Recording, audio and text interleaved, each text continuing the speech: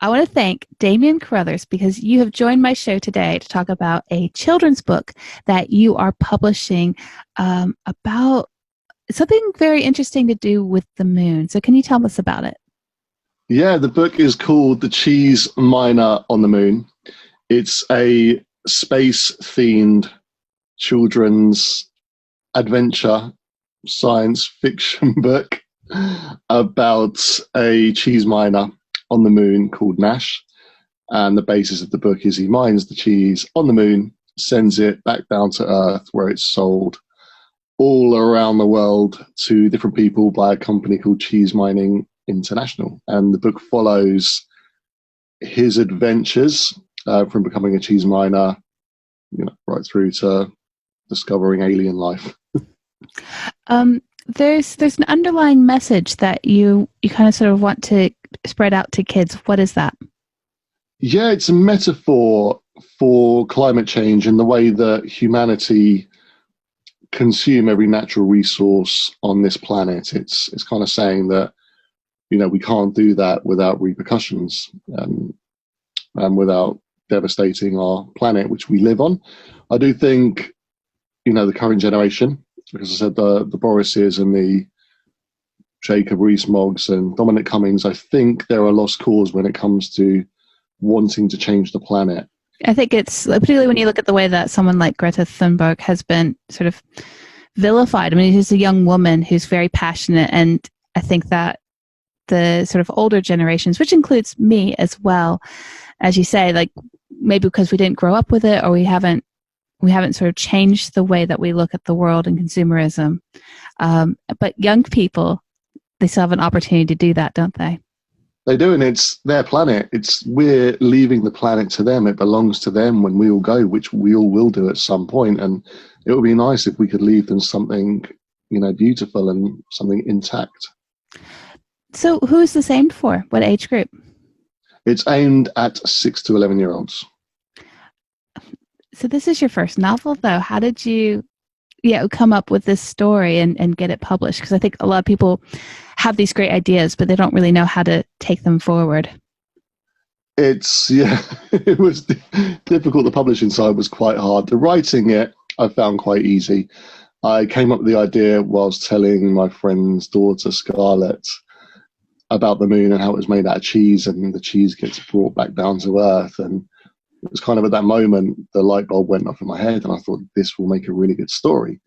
And then it took me a few years of kind of coming up with ideas in my mind to get the story onto paper.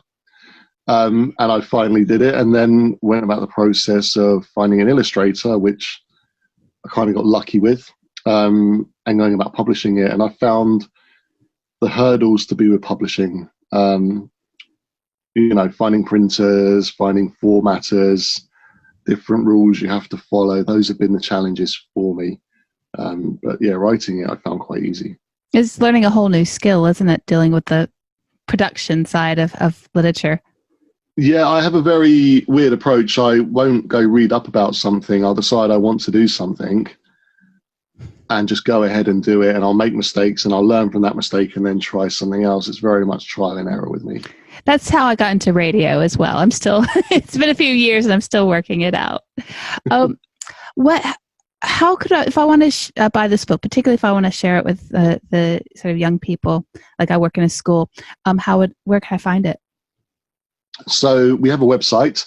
If you go on Google and look up The Cheese Miner on the Moon, it should be the first website that pops up. We are also getting into schools, and we have our first school lined up. So anyone that's listening that is perhaps a member of a PTA or a teacher, if you're interested in having the book delivered to your school, we are doing deals with schools where we will deliver multiple amounts of books and offer a charitable donation to that school as well for purchasing the book for their kids. So it may find its way to your school, that way. Now, originally you had scheduled it for it to be released on the 15th of December, but because of COVID and everything that's changed, you have had to change that release date, haven't you? It has been, yeah, and it's now scheduled for Feb the 26th. All right, I have one last question. It's a very serious, important question. Okay.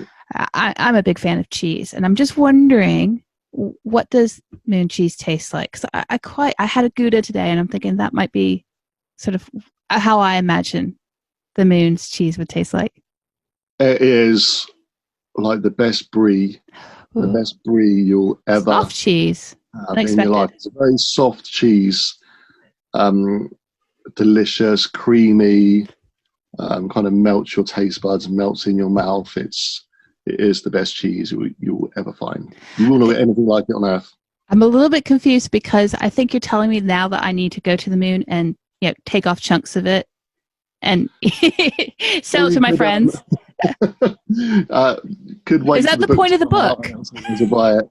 It is a sales pitch. It's actually a brochure. It's not a book at all. It's a brochure. So you buy moon cheese because we did read Donald Trump was looking at mining for, I think it's helium-3 on the Oh, that's moon. It's a right. All lie. the resources. Exactly, it's Brilliant. a lie. I think it's cheese. He's going up there for cheese. He just doesn't want to tell anyone. Cheese is way more important. It's way more important. I love cheese.